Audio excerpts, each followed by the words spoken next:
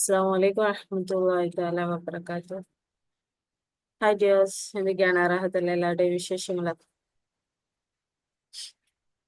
ഇന്ന് നമ്മൾ സംസാരിക്കുന്നത് മാരിറ്റൽ വർക്ക്ഷോപ്പ്. നമുക്കറിയാം, നമ്മളൊക്കെ വിവാഹ ജീവിതത്തിലേക്ക് കടക്കുന്നത് ഒത്തിരി സ്വപ്നങ്ങളോടെയും ഒത്തിരി പ്രതീക്ഷകളോടെയും ഒക്കെ ആയിരിക്കും. നമുക്ക് ഇണയായി കിട്ടുന്ന വ്യക്തി എങ്ങനെയായിരിക്കണം, ഏത് തരത്തിലായിരിക്കണം, തന്നോട് എങ്ങനെ പെരുമാറണം, ഇങ്ങനെ തുടങ്ങി ഒത്തിരി സ്വപ്നങ്ങളോട് കൂടിയായിരിക്കും ഓരോ സ്ത്രീകളും വിവാഹ ജീവിതത്തിലേക്ക് കടക്കുന്നത്.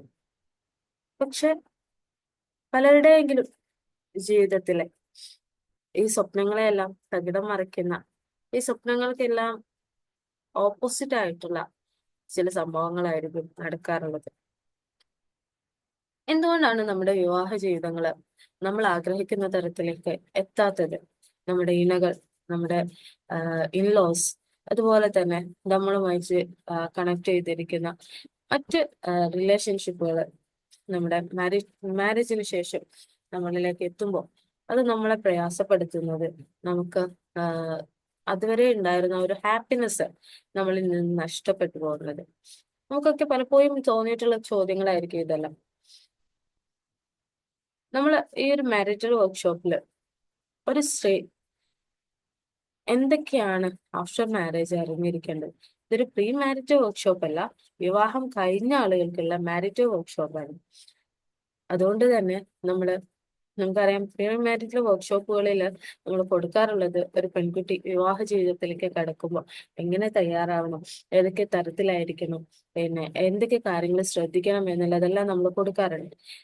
പക്ഷെ ഇവിടെ ഞാൻ സംസാരിക്കുന്നത്, വിവാഹം കഴിഞ്ഞ് വർഷങ്ങൾ എടുത്തിട്ടും ഇതുവരെ തന്റെ ഇണയെ മനസ്സിലാക്കാത്ത, അല്ലെങ്കിൽ തന്റെ ഇണയെ മനസ്സിലാവാത്ത, തന്റെ ഇൻലോസിനെ മനസ്സിലാവാത്ത, അവര് കാരണം പ്രയാസപ്പെടുന്ന, തന്റെ ചില മാനസിക പ്രയാസങ്ങളെ കാരണം വിഷമങ്ങൾ അനുഭവിക്കുന്ന ഒത്തിരി സ്ത്രീകൾ നമുക്ക് ചുറ്റുമുണ്ട്. അവർക്ക് വേണ്ടിയിട്ടാണ്. നമുക്കറിയാം, ഒരു മാരേജ് ലൈഫ് എന്ന് പറയുന്നത്, ഇത് നമ്മുടെ മാരേജ് ലൈഫ് സ്റ്റാർട്ടിങ് മുതൽ നമ്മുടെ ലൈഫ് എൻഡിങ് വരെയുള്ള ഒരു ലോങ് ജേർണിയാണ്.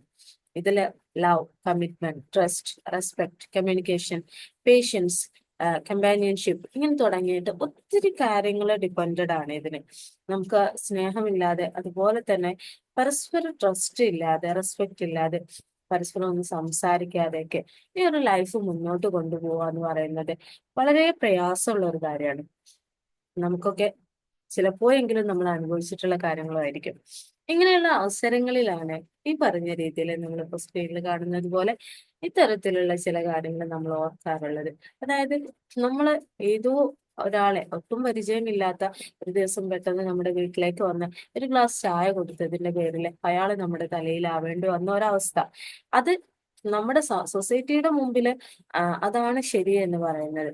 അതേസമയം നമുക്ക് ഇഷ്ടപ്പെട്ട ഒരു വ്യക്തിയോടൊപ്പം നമ്മൾ ഇറങ്ങിപ്പോയി കഴിഞ്ഞാൽ അതൊരു മോശം കാര്യമായിട്ടാണ് നമ്മുടെ സൊസൈറ്റി കാണുന്നത്. ലവ് മാരേജ് എന്ന് പറയുന്നതിന് ഇസ്ലാമിലും കൂടുതൽ സപ്പോർട്ട് ചെയ്യുന്നില്ല എങ്കിലും ആഹ് ഇതാണ് യാഥാർത്ഥ്യം. പക്ഷെ ഒരു പെൺകുട്ടി തന്റെ പങ്കാളിയെ മനസ്സിലാക്കുക, അതല്ലെങ്കിൽ തന്റെ പങ്കാളി തന്നെ മനസ്സിലാക്കുക എന്നുള്ളത് ഏതൊരു പെൺകുട്ടികളും ആഗ്രഹിക്കുന്ന ഒരു കാര്യമാണ്. അപ്പൊ നമ്മള് മാരേജ് റിലേഷനിൽ സക്സസ് ആവാനുള്ള ചെറിയ ചില ടിപ്സുകൾ ആണ് നമ്മൾ ഈ ഒരു സെഷനിൽ ഡിസ്കസ് ചെയ്യുന്നത്. വളരെ ഷോർട്ടായിട്ടാണ് ഇത്. ഒരു 3 to 6 ഡേയ്സ് നമുക്ക് ക്ലാസ് എടുക്കാനുള്ള കാര്യങ്ങളാണ്. അപ്പൊ അതിന്റെ ഒരു ഷോർട്ട് ഫോം എന്നുള്ള രീതിയിൽ മാത്രമാണ് നമ്മളിപ്പോ ഇവിടെ സംസാരിക്കുന്നത്. അപ്പൊ ഇൻഷാല്ലാ നമുക്ക് നമ്മുടെ വിഷയങ്ങളിലേക്ക് കടക്കാം. First one is marital communication. Communication എന്ന് പറയുന്നത് ഓരോ വ്യക്തികളെ സംബന്ധിച്ചും ഇമ്പോർട്ടന്റ് ആയിട്ടുള്ള കാര്യമാണ്. നമ്മള് പ്രത്യേകിച്ച് സ്ത്രീകളെ സംബന്ധിച്ചിടത്തോളം, നമ്മൾ ഇതുവരെ ജീവിച്ചിരുന്ന ഒരു കുടുംബത്തിൽ നിന്ന്, അല്ലെങ്കിൽ ആ ഒരു സിറ്റുവേഷനിൽ നിന്ന് നമ്മളെ പൂർണ്ണമായിട്ടും മറ്റൊരു സ്ഥലത്തേക്ക് പറിച്ചു നടുന്ന ഒരവസ്ഥയാണ് മാരേജിലൂടെ നടക്കുന്നത്. അപ്പോൾ തന്നെ നമ്മൾ ഏറ്റവും കൂടുതൽ പിന്നെ നമ്മുടേതെന്ന് കാണുന്നത് നമ്മുടെ ഹസ്ബൻഡിനെയാണ്. അദ്ദേഹം നമുക്ക് പരിഗണന തരുന്ന, നമ്മളോട് കമ്മ്യൂണിക്കേഷന് അവസരം നൽകുന്നില്ല എങ്കിൽ നമുക്കത് വളരെ പ്രയാസകരമായിട്ട് മാറാറുണ്ട്. അപ്പോൾ അവിടെ നമ്മള് നമ്മളുടെ സംസാരങ്ങൾ കുറയ്ക്കുകയും അതല്ലെങ്കിൽ അവരോട് ഭയങ്കരമായിട്ട് ഷൗട്ട് ചെയ്ത് സംസാരിക്കുന്നതൊക്കെ എന്തേ എന്നെ പരിഗണിച്ചാല്, എന്തുകൊണ്ട് നിങ്ങൾ എന്നെ പരിഗണിക്കുന്നില്ല തുടങ്ങിയ ആ, സംസാരങ്ങളൊക്കെ നമ്മളിലും വരാറുണ്ട്. പക്ഷെ മാരിറ്റൽ കമ്മ്യൂണിക്കേഷനിൽ നമ്മൾ ഏറ്റവും കൂടുതൽ നോക്കേണ്ടത് ലവ് ലാംഗ്വേജസ് ആണ്. ഒരു ഭാര്യ ഭർത്താവിനെ സംബന്ധിച്ചിടത്തോളം അവരുടെ ലവ് ലാംഗ്വേജ് എന്ന് പറയുന്നത് വേർബലി മാത്രമായിരിക്കില്ല. അത് നമുക്ക് എന്താണ് ജസ്റ്റേഴ്സ് ആയിട്ട് പോസ്റ്റേഴ്സ് ആയിട്ടൊക്കെ വരാം. ഇപ്പോ കണ്ണുകൾ കൊണ്ടുള്ള ചില ആക്ഷനുകള്, നമ്മുടെ കൈകൾ കൊണ്ടുള്ള ചില ടച്ചുകള്, ഇങ്ങനെ തുടങ്ങിയിട്ട് ഒരു മാരിറ്റൽ കമ്മ്യൂണിക്കേഷനിലെ ഡിഫറെന്റ് തലങ്ങളുണ്ട്. അവിടെയൊക്കെ നമ്മൾ നോക്കേണ്ടത് തന്റെ ഇണയെ സന്തോഷിപ്പിക്കുന്നതാണോ തന്റെ കമ്മ്യൂണിക്കേഷൻ എന്നുള്ളതാണ്. കൂടുതൽ വിഷയങ്ങളിലേക്ക് പോകുന്നില്ല. നമുക്ക് നെക്സ്റ്റ് പോയിന്റിലേക്ക് പോവാം. Dealing with in-laws. നമ്മുടെ ഇൻലോസിന്, അതായത് നമ്മുടെ അമ്മായിയമ്മ, നമ്മുടെ നാത്തൂന്മാര്, അതുമല്ലെങ്കിൽ ഹസ്ബൻഡിന്റെ അനിയന്മാര്, അവരുടെ വൈഫ്, ഇങ്ങനെ തുടങ്ങിയിട്ട് നമ്മളുമായിട്ട് കണക്ട് ചെയ്ത് നമ്മുടെ ഇൻലോസുകളെ എങ്ങനെ ഡീൽ ചെയ്യാം. പലപ്പോഴും നമ്മൾ കരുതുന്നത് എന്താണ്, അല്ലെങ്കിൽ നമ്മൾ കേട്ടു വളരുന്നത് എന്താണ്, അമ്മായിയമ്മ നാത്തൂൻ എന്ന് പറയുന്നത് എന്തോ വലിയ ഭീകര ജീവികളാണെന്നാണ് അല്ലെ. നമ്മളൊക്കെ കുഞ്ഞുനാൾ മുതലേ കേൾക്കുന്ന അവളെ അമ്മായിമ്മ ഭയങ്കര റിഷാണ്, ഭയങ്കര പ്രശ്നങ്ങളാണ്, അവളെ ഒരിക്കലും സ്വസ്ഥമായിട്ട് ജീവിക്കാൻ സമ്മതിക്കില്ല എന്ന് തുടങ്ങിയിട്ട് നമുക്ക് ഒത്തിരി കാര്യങ്ങൾ നമ്മൾ അവരെ കുറിച്ച് നെഗറ്റീവ്സ് ആയിട്ടേ കേട്ടിട്ടുള്ളൂ. പോസിറ്റീവ് ആയിട്ടുള്ള കാര്യങ്ങൾ വളരെ ചുരുക്കമായിരിക്കും. അപ്പൊ ആ ഒരു തോട്ടുമായിട്ട് ലൈഫിലേക്ക് എൻട്രി ചെയ്യുന്ന ഒരു പെൺകുട്ടിക്ക് തന്റെ അമ്മായിയമ്മയും അങ്ങനെ ആയിരിക്കും, തന്റെ നാത്തൂനും അങ്ങനെ ആയിരിക്കും, അല്ലെങ്കിൽ താനുമായിട്ട് കണക്ട് ആയിട്ടിരിക്കുന്ന വ്യക്തികൾ അങ്ങനെ ആയിരിക്കും എന്നുള്ള ഒരു തോട്ടിലായിരിക്കും ആ പെൺകുട്ടി ജീവിക്കുന്നത്. അതുകൊണ്ട് തന്നെ അവളെ സംബന്ധിച്ചിടത്തോളം ആ ഒരു ടെൻഷൻ, ആ ഒരു പേടിയിലായിരിക്കും അവൾ പോകുന്നത്.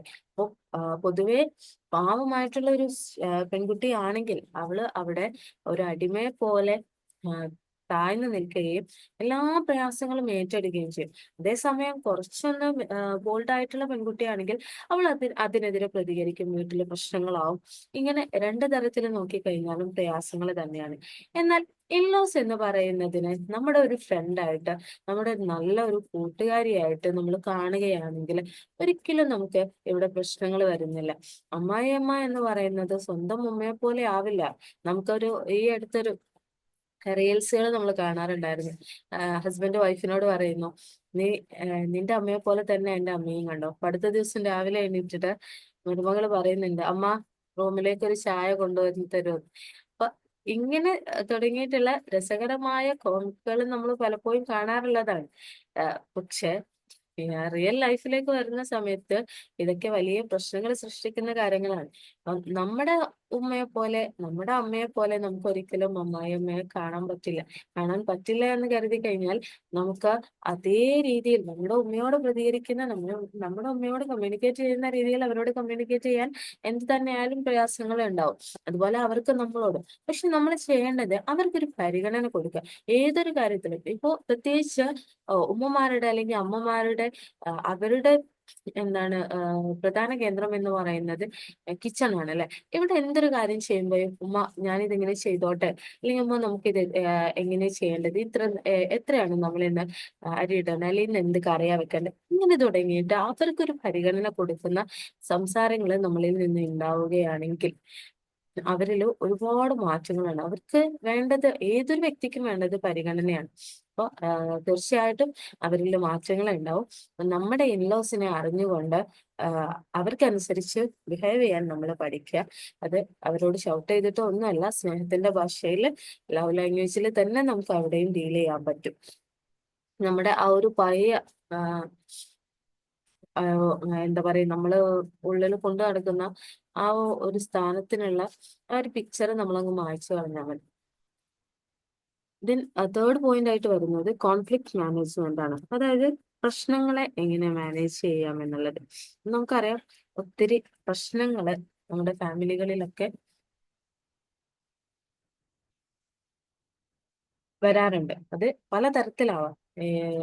നമ്മളുടെ എന്താണ് ഹസ്ബൻഡ് ആൻഡ് വൈഫ് തമ്മിലാവാം, അതുപോലെ ഇൻലോസ് തമ്മിലാവാം, മറ്റ് പല കാരണങ്ങൾ കൊണ്ടും പ്രശ്നങ്ങൾ വരാറുണ്ട്. അപ്പൊ ഈ കോൺഫ്ലിക്റ്റുകളെയൊക്കെ എങ്ങനെ മാനേജ് ചെയ്യാം എന്നുള്ളതാണ്. ഏതൊരു കാര്യത്തെയും നമ്മൾ ആദ്യം തന്നെ പോസിറ്റീവ് ആയിട്ട് എടുക്കുക എന്നുള്ളതാണ്. ഒരു പരിധിവരെ നമുക്ക് ഇൻലോസിനെ ഡീൽ ചെയ്യാൻ നമ്മൾ പഠിച്ചിട്ടുണ്ടെങ്കിൽ നമുക്ക് കോൺഫ്ലിക്റ്റുകളോ അല്ലാതെ ഒന്നും വരില്ല എന്നുള്ളതാണ് യാഥാർത്ഥ്യം. കോൺഫ്ലിക്റ്റ് മാനേജ് ചെയ്യുന്ന സമയത്ത് നമ്മൾ ആദ്യം തന്നെ ഭാര്യ ഭർത്താക്കന്മാർ തമ്മിലാണെങ്കിൽ പലപ്പോഴും സംസാരങ്ങളുടെ കുറവ്, മാരിറ്റൽ കമ്മ്യൂണിക്കേഷൻ നമ്മൾ നേരത്തെ പറഞ്ഞു, അവിടെ കമ്മ്യൂണിക്കേഷന്റെ കുറവായിരിക്കും പലപ്പോഴും പ്രശ്നങ്ങൾ ഉണ്ടാക്കുന്നത്. ഇപ്പൊ തുറന്ന പറച്ചിലുകൾ, അതായത് ഒരാളില് തുറന്ന പുസ്തകം എന്ന് പറഞ്ഞു കഴിഞ്ഞാലും അതിന് ചില അടഞ്ഞ പേജുകൾ ഉണ്ടാവും. അത് നിർബന്ധമായിട്ടും ഏതൊരു വ്യക്തിയിലും ഉണ്ടാവേണ്ടതാണ്, ഉണ്ടാവും എന്നുള്ളത് തീർച്ചയുമാണ്. അങ്ങനെ കംപ്ലീറ്റ് ആയിട്ട് തുറന്നു പറയണം എന്നുള്ളതല്ല. പക്ഷെ എന്താണ് എനിക്ക് നിങ്ങളോട് എന്തുകൊണ്ട് ദേഷ്യം വരുന്നു, അല്ലെങ്കിൽ തിരിച്ച് നിങ്ങൾക്ക് എന്തിനാണ് എന്നോട് ദേഷ്യം എന്നുള്ളത് പരസ്പരം ചോദിച്ച് മനസ്സിലാക്കി നമുക്കിടയിലുള്ള പ്രശ്നങ്ങൾ നമ്മൾ തന്നെ സോൾവ് ചെയ്യുകയാണെങ്കിൽ മറ്റൊരാളെ അതിലേക്ക് ഇൻവോൾവ് ചെയ്യിപ്പിക്കേണ്ട ആവശ്യം വരുന്നില്ല. ഇനി ഫാമിലീസിലുള്ളതാണെങ്കിലും അതിന് വ്യക്തമായ കാരണങ്ങൾ മനസ്സിലാക്കി നല്ലൊരു പ്രോബ്ലം സോൾവിങ് മെത്തേഡ് സെലക്ട് ചെയ്തുകൊണ്ട് നമ്മൾ എപ്പോഴും കോൺഫ്ലിക്റ്റുകളെ മാനേജ് ചെയ്യാൻ നോക്കുക. അല്ലാതെ ഒരിക്കലും എടുത്തുചാട്ടം കൊണ്ട് നമുക്ക് പ്രശ്നങ്ങളെ പരിഹരിക്കാൻ കഴിയില്ല. Then fourth one is love and romance. Husband and wife തമ്മില് നിർബന്ധമായിട്ടും വേണ്ട ഒരു കാര്യം തന്നെയാണ് അല്ലെ, ലവ് ആൻഡ് റൊമാൻസ്. ചില ആളുകൾ ഉണ്ടാവും ഒട്ടും റൊമാൻസ് ഇല്ലാത്ത വ്യക്തികള്. ശരിക്കും മാരേജ് ലൈഫില് റൊമാൻസിന് വളരെയധികം ഇമ്പോർട്ടൻസ് ഉണ്ട്. എല്ലാം അവരുടെ ഉള്ളിലുണ്ടാവാം, പക്ഷെ അത് സ്ത്രീക്ക് മനസ്സിലാവണമെങ്കിൽ, അല്ലെങ്കിൽ ഒരു പുരുഷൻ മനസ്സിലാവണമെങ്കിൽ പരസ്പരം എന്ത് ചെയ്യണം, നമ്മളത് തുറന്ന് കാണിക്കണം. കമലാസുരയ്യ പറഞ്ഞിട്ടുണ്ട്, എനിക്ക് പ്രകടമാകുന്ന സ്നേഹമാണ് വേണ്ടത്, ഉള്ളിലുള്ള സ്നേഹമല്ല എനിക്ക് വേണ്ടത്, എനിക്ക് പ്രകടമാകുന്ന സ്നേഹമാണ് വേണ്ടത് എന്ന് പറഞ്ഞിട്ടുണ്ട്.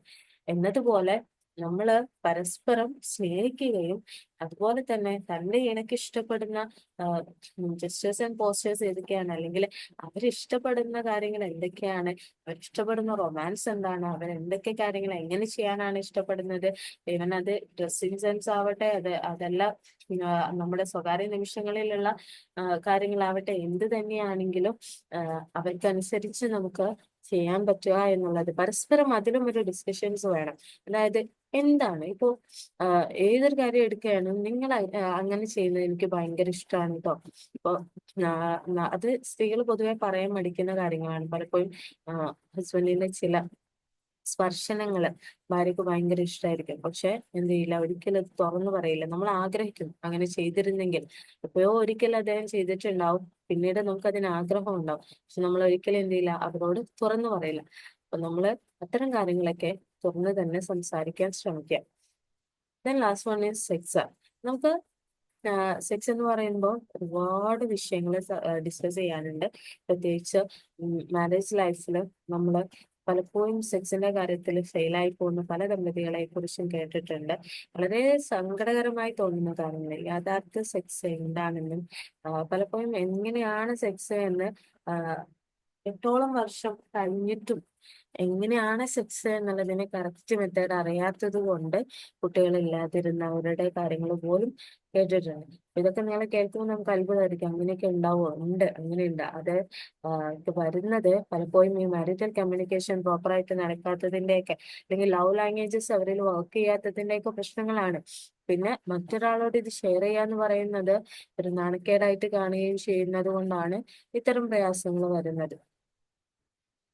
അപ്പോ ഈ സെക്സ് എന്നതിൽ നമുക്ക് ഏതൊക്കെ സെക്സ് ഓർഗൻസ്, അതുപോലെ ഹോർമോൺസുകൾ, foreplay and afterplay, ഇത് സ്ത്രീകളുടെയും പുരുഷന്റെയും സെക്സ് ഓർഗൻസുകൾ, പിന്നെ അതുപോലെ തന്നെ ഏതൊക്കെ ഹോർമോൺസ് ആണ് സ്ത്രീകളിലും പുരുഷന്മാരിലും വർക്ക് ചെയ്യുന്നത് എന്നുള്ളതൊക്കെ വളരെ ഇമ്പോർട്ടന്റ് ആയിട്ടുള്ള ഒരു കാര്യമാണ്. അതുപോലെ തന്നെ foreplay and afterplay, നമ്മള് ഒരു സെക്സിലേക്ക് എൻ്റർ ചെയ്യുന്നതിന് മുമ്പ് എന്തൊക്കെ കാര്യങ്ങൾ ശ്രദ്ധിക്കണം. അതില് ഫോർ പ്ലേ എന്ന് ഉദ്ദേശിക്കുന്നത് ഒരു സെക്സിലേക്ക് നമ്മൾ കടക്കുമ്പോൾ ഡയറക്റ്റ് ആയിട്ട് കടക്കുകയല്ല, അതിനു മുമ്പായിട്ട് ഒത്തിരി കാര്യങ്ങൾ നമുക്ക് ചെയ്ത് ക്ലിയർ ചെയ്യേണ്ടതുണ്ട്. അത് പലതരത്തിലുള്ള ടച്ചിലൂടെയും ഒക്കെയാണ്. ഇപ്പൊ നമുക്കത് ഡീറ്റെയിൽ ആയിട്ട് പറയാനുള്ള സമയമില്ല. ആഫ്റ്റർ പ്ലേ ആണെങ്കിലും ആഫ്റ്റർ സെക്സ് ഉടനടി എണീറ്റ് പോകുന്ന ഒരു സിസ്റ്റം അല്ല. നമ്മുടെ ഇണക്കനുസരിച്ച് കുറച്ച് സമയം നമ്മൾ അവിടെ റെസ്റ്റ് ചെയ്യാൻ സമയം കൊടുക്കണം.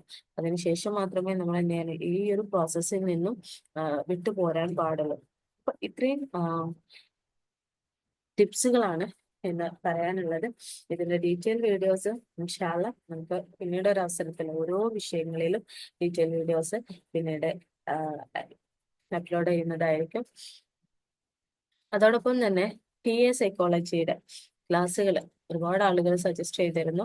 അതിന്റെ ബേസിക് കംപ്ലീറ്റ് ആയിട്ട് തരുമോ എന്ന് ചോദിച്ചിട്ട് ഇൻഷാല്ല നമ്മൾ അതിന്റെ കംപ്ലീറ്റ് ക്ലാസ്സുകൾ നിങ്ങൾക്ക് തരാൻ തന്നെയാണ് ഉദ്ദേശിക്കുന്നത്. ബേസിക്കിന്റെ ബാക്കി അഡ്വാൻസ് ലെവലൊക്കെ പിന്നീട് നിങ്ങളുടെ എന്താ പറയാ താല്പര്യങ്ങൾക്ക് അനുസരിച്ച് ചെയ്യാം ഇൻഷാല്ല. അപ്പൊ ഇന്നത്തെ സെഷൻ ഇത്രയും കാര്യങ്ങളാണ്. നിങ്ങൾക്ക് ഉപകാരപ്പെട്ടിട്ടുണ്ടെന്ന് വിശ്വസിക്കുന്നു. നമ്മുടെ ടീമിനെ നിങ്ങൾ മാക്സിമം സപ്പോർട്ട് ചെയ്യുക. നമ്മുടെ ചാനൽ ഒന്ന് സബ്സ്ക്രൈബ് ചെയ്യുക. ഇൻഷാല്ല. ബൈ.